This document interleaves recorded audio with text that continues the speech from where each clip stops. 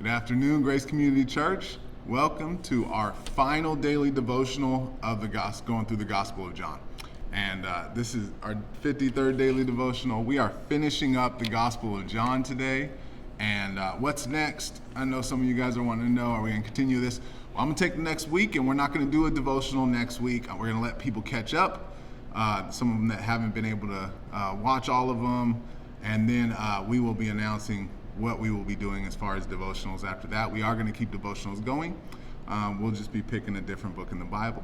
And so I'm thinking and praying about that right now, and I'll let you know soon what we'll be doing as far as that goes. So let's finish it up today. John chapter 21, we've seen Jesus' death, we've seen his resurrection, and this is really the final encounter that Jesus has with his disciples that John tells about. So John chapter 21, verses 1 through 25.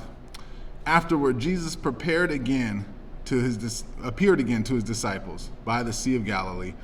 It happened this way. Simon Peter, Thomas, also known as Didymus, Nathanael from Cana in Galilee, the sons of Zebedee, and two other disciples were together. "I'm going out to fish," Simon Peter told them, and they said, "We'll go with you." So they went out and got into the boat, but that night they caught nothing. Early in the morning, Jesus stood on the shore, but the disciples did not realize that it was Jesus. He called out to them, "Friends, haven't you any fish?" "No," they answered. He said, "Throw your net on the right side of the boat, and you will find some." When they did, they were unable to haul the net in because of the large number of fish. Then the disciple whom Jesus loved said to Peter, "It is the Lord."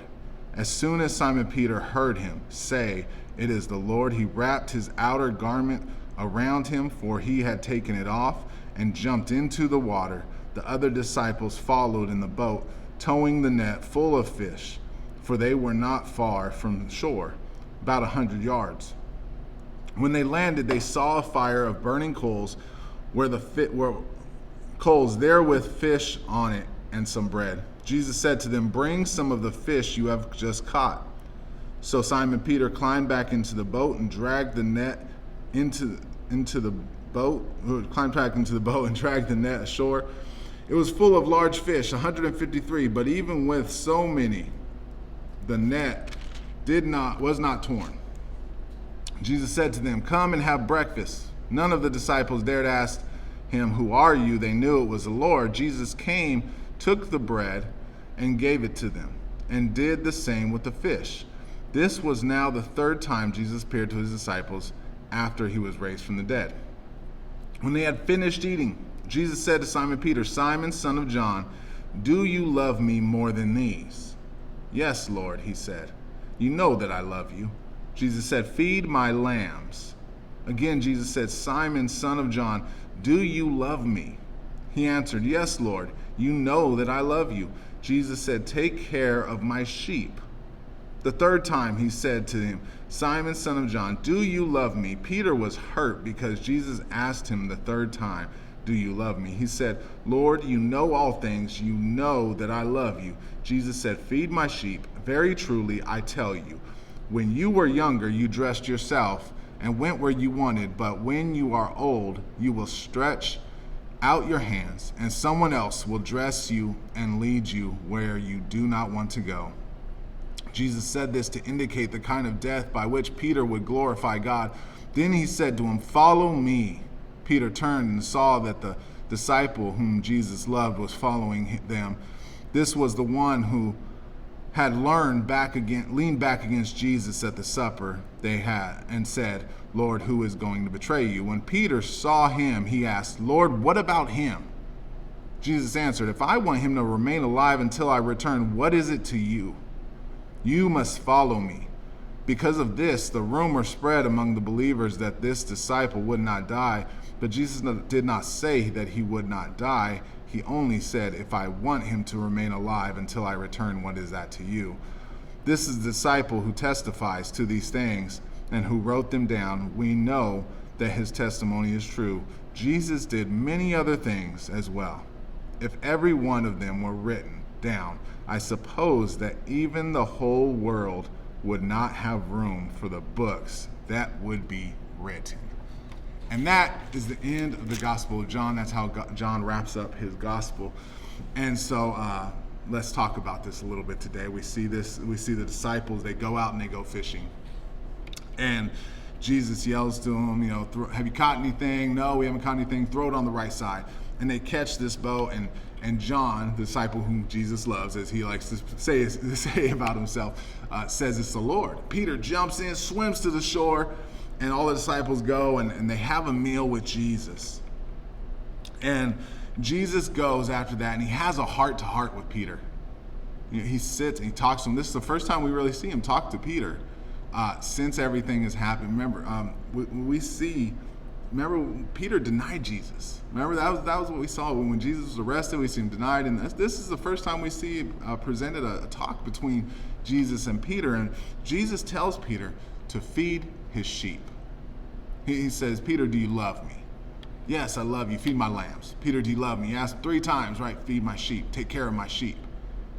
And Peter gets hurt because he asked him this many times. And then Jesus shares with Peter the way he would die. He says, when you were younger, you dressed yourself where you wanted to. But I tell you, when you get older, you're going to stretch out your hands and dress you and go where you don't want to go. And John says this was to indicate the way Peter would die, which it's believed Peter was crucified. And not only crucified, but he chose to be crucified upside down, to not be crucified in the same way as Jesus, believing he wasn't worthy of that. And Peter's response to this is so amazing. It's so Peter-like, I guess, really. He basically sees John and says, well, what about him? I mean, Jesus has just told Peter, reinstated him really as, the one who is going to lead the church as Jesus went to heaven, and tells him to feed his sheep, all these things. Do you love me? Feed my sheep. And then tells him how he's going to end up dying one day. And Peter's only response is, what about him? He wants to know, well, what do you have for John? I bet Peter was wondering if he can negotiate a little bit with Jesus, saying, well, maybe I like that a little better. And Jesus says, what does it matter to you if I want him to live forever? He's basically, don't worry about him. You follow me, is what Jesus says. It doesn't matter what I have for him. Don't worry about that. Focus on what I have for you and what I just told you I have for you. And verse 25, I love John ends this by saying that, this if everything was written about Jesus, that there would not be enough room in the world for all the books. That's pretty crazy when you think about that statement to end about the things that Jesus did, the miracles he did, the things he did, that this is just, what was written down. But there was so much more, which is pretty crazy when we think about that. Church, as we finish off the Gospel of John, what a great gospel. I hope you've enjoyed it. I got to tell you, I've enjoyed doing this. I really have. It's given me new perspective in different things. And I really, it just, has reminded me so much of what Jesus went through for us. And the takeaway today, last week we saw Peter denied Jesus 3 times. And today we read about how Jesus reinstates him, basically. His calling, and I said it when we talked about that wasn't the end of Peter's story. When Peter denied Jesus 3 times, it wasn't the end. And something I've always thought about is when you think about, Judas, right? Think about Judas. Judas is, looked at as the betrayer. That's his nickname, Judas the betrayer. And he betrayed Jesus. He told the leaders, the religious leaders who were looking for Jesus, where he was. He sold him out for 30 pieces of silver. And he's portrayed this horrible thing. I would argue this, though. The only difference between Peter and Judas, because Peter denied Jesus 3 times. That's pretty bad. The only difference is that Peter lived to see the cross.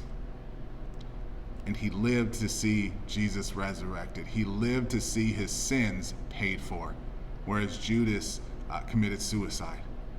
And it's a great reminder of God's grace, church. I want you to understand. I would say that if Judas hadn't committed suicide before the cross, before he saw everything, that Jesus would have forgiven him as well.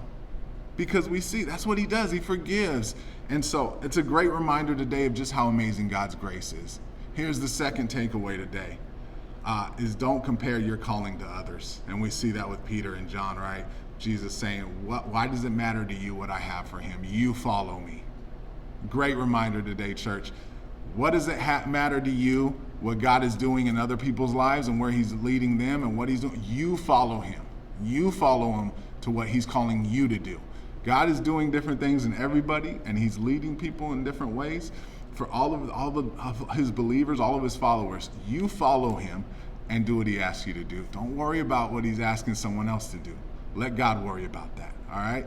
Church, I hope you've enjoyed this. I'm excited to see some of you guys in person this Sunday. I'm excited to be with some of you guys online this Sunday as well. We're going to continue to do both. So I hope you guys have a great weekend, and we'll see you Sunday. God bless you guys.